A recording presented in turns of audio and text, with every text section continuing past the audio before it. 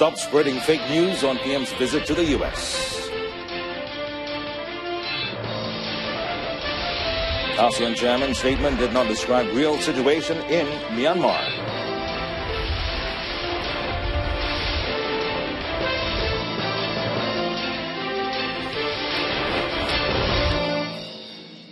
Good afternoon, I'm Mohammed Amin and welcome to News on 2. Prime Minister Dato Sri Najib Tun Razak has defended his recent visit to the White House and wants all irresponsible parties to stop spreading fake news via social media that Malaysia wanted to help strengthen the United States economy.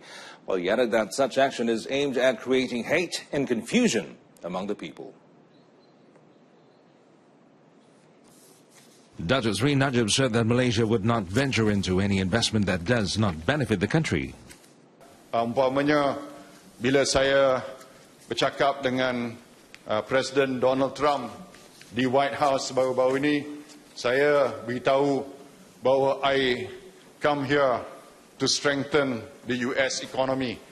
Tapi bila saya kata sedemikian, maksud saya bukanlah kita ni sebagai penyumbang dana pada ekonomi Amerika tanpa kita menerima manfaat daripada penyertaan kita dalam ekonomi Amerika.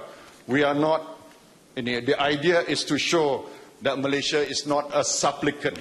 Ya, maknanya kita bukanlah melutut, kita bukanlah minta sedekah, tetapi kita hadir sebagai negara yang berjaya, yang boleh menjadi pelaku global yang signifikan. Dato Sri Najib Tun Razak said this at a high tea function with Women Journalists Association Pertama in Kuala Lumpur. Well, Malaysia has dismissed the latest statement given by the ASEAN chairman, who did not describe the real situation faced by the ethnic Rohingya in Myanmar. Foreign Minister Dato Sri Anifah Aman said the statement issued in New York by the Philippines government did not represent Malaysia's position in regards to the Rohingya conflict. In the statement, among others, condemned the Myanmar Security Forces, or ARSA, and portrayed Myanmar troops as the victims without mentioning the brutality of the government's army against the ethnic Rohingya. And Dato Sri Anifah said Malaysia will continue to condemn the attacks, which left more than 400,000 Rohingya to flee the country. He also called upon Myanmar to stop the violence and find an amicable solution, and urged the government to fulfill its commitment to implement the recommendations in the final report of the Rakhine State Advisory Commission. Now, Malaysia has sent humanitarian aid to Bangladesh on September 9th and urged other international communities to do so as well.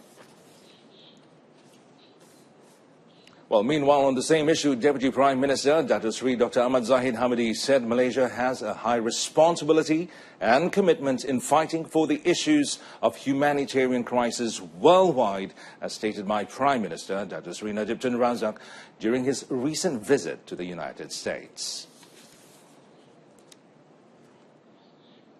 Dato Sri Dr. Ahmad Zahid said that the Prime Minister made known its commitment to defend the ethnic Rohingya and added that it was not a matter of religion but a question of humanity.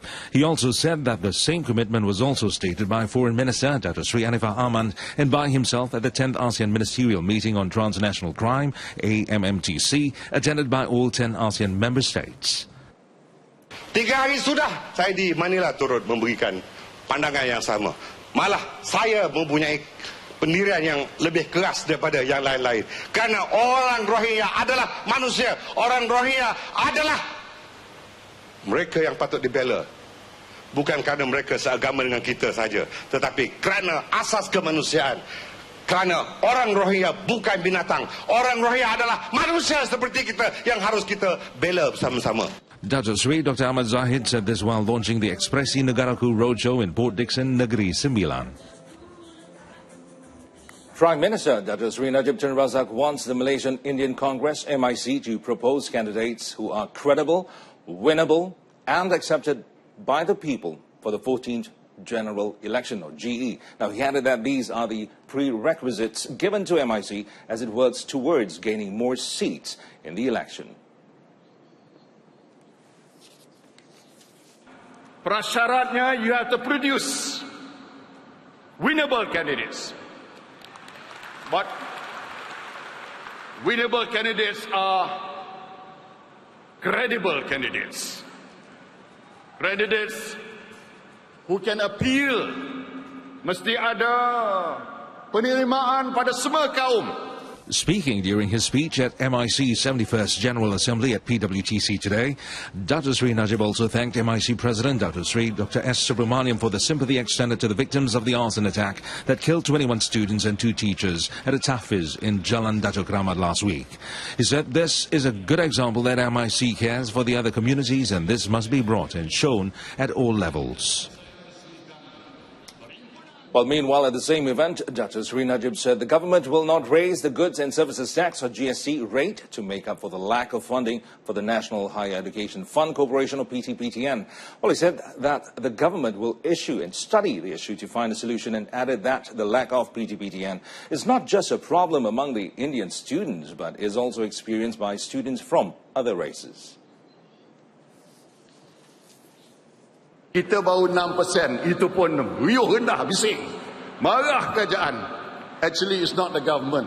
It's all those traders, businessmen. Dia nak naikkan harga, dia kata GST. Blame it on the government. That is the source of the problem sebenarnya. Dr. Sri Najib said that the increase in the price of goods was not the fault of the government, but traders who raised prices and then blamed the government for the problem. The GST was first implemented in Malaysia on April 1st, 2015 to replace the sales tax of 10% and the services tax of 6%. Deputy Prime Minister Dr. Sri Dr. Ahmad Zahid Hamidi is expected to attend the 86th General Assembly of Interpol, which will be officiated by Chinese President Xi Jinping during his 3-day official visit to Beijing, China, which begins today. And a statement by the Ministry of Home Affairs said Malaysia's attendance in the General Assembly tomorrow shows the country's commitment in combating international crimes. Now, the ministry said that such crimes include violence, cyber crimes, organized crimes, and extremist violence movement as outlined in Resolution 2178 of the United Nations Security Council. It added that Dr. Sri Dr. Ahmad Zahid will stress Malaysia's stand on cyber crimes that has caused the country to lose millions of ringgit. The General Assembly this year, themed Connecting Police for a Safer World, will focus on Interpol's efforts in providing a communication platform for a more effective communication platform among member states.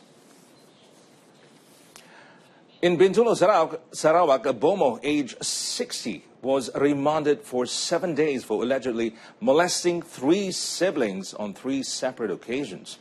And according to Sarawak State CID Chief SAC Dato Dev Kumar, the Bomo's misconduct was brought to light when the 3rd sibling complained of the incident after receiving treatment on Friday.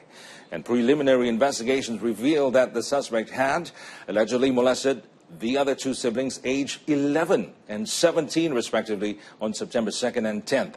SAC Dato Dev Kumar disclosed that the modus operandi of this phony Bomo is to convince his prey to take a cleansing bath with him before he molests his victim. The case is being investigated under Section 14, subsection D of the Child Sexual Crimes Act 2017, which carries a maximum jail time of 20 years and whipping upon conviction.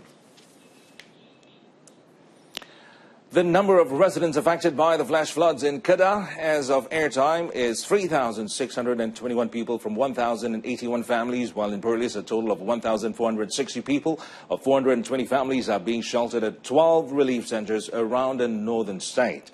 Now, the victims are being sheltered at 29 evacuation centers, and increased from 22 earlier, of which 12 are in Kota Sita district, involving 1,055 families. 1,581 affected residents in Kubang Pasu are now being sheltered at 7 relief centers. In Pokok Sena, 6 centers were opened to accommodate 706 people, while another 6 have been opened in Rendang to cater for 165 people. In Perlis, the district of Kangar has the highest number of evacuees, with 1,348 people from 383 families, while in Arau, 3 relief centers are still sheltering 100 people from 31 families, while 4 shelters were open in Padang Besar. Now, the weather in Perlis today is expected to be clear, while the water level at the Timataso Dam remains the same as yesterday at 29.78 meters. Well, a light aircraft carrying the State Welfare, Community Well-being, Women, Family and Childhood Development Minister Dato Seri Fatimah Abdullah skidded off the runway at the Kuching International Airport, or KIA, at 6:10 p.m. yesterday. And according to sources, the plane owned by Hornbill Skyways was heading from Muka to Kuching and slipped during landing in the midst of a heavy storm. Now, the beach aircraft, or Craft 20 Hornbill, was carrying 5 passengers and 2 crew members. No casualties were reported in the incident. Members of the Tabuan Jaya and Batu Lintang Fire Brigade were deployed to the scene to help pull the off-course plane back to the runway. Now, Dewan Bandaraya Kuala Lumpur, DBKL, in collaboration with the Department of Irrigation and Drainage, is committed to solve the issue of hygiene and water quality of Sungai Bunus, as well as the surrounding areas, and various efforts were taken to transform the river and the areas affected for a better ecosystem. Well, amongst the efforts is a strategic collaboration with local communities and private sector to reduce pollution. And in conjunction with World Rivers Day 2017, DBKL yesterday signed a memorandum of understanding for the Sungai Bunus Phase 2 River of Life project with 7 new strategic partners. Now, the project has a total of 40 strategic partners, and these partnerships are aimed at creating communities that are sensitive to environmental issues for a healthier future. Johor youths have been reminded not to shy away from challenges, no matter how risky they are, as this is the only way for them to gain much knowledge on the road to success. And Johor Menteri Besar, Dr. Muhammad Khalid Noordin, said that they should brave and be brave in facing any problems and solving them, as this will make them wiser and more experienced. Now, Dr. Muhammad Khalid said the experience gained will be beneficial for the youth because they are the government's asset for the future as the state and country move towards development.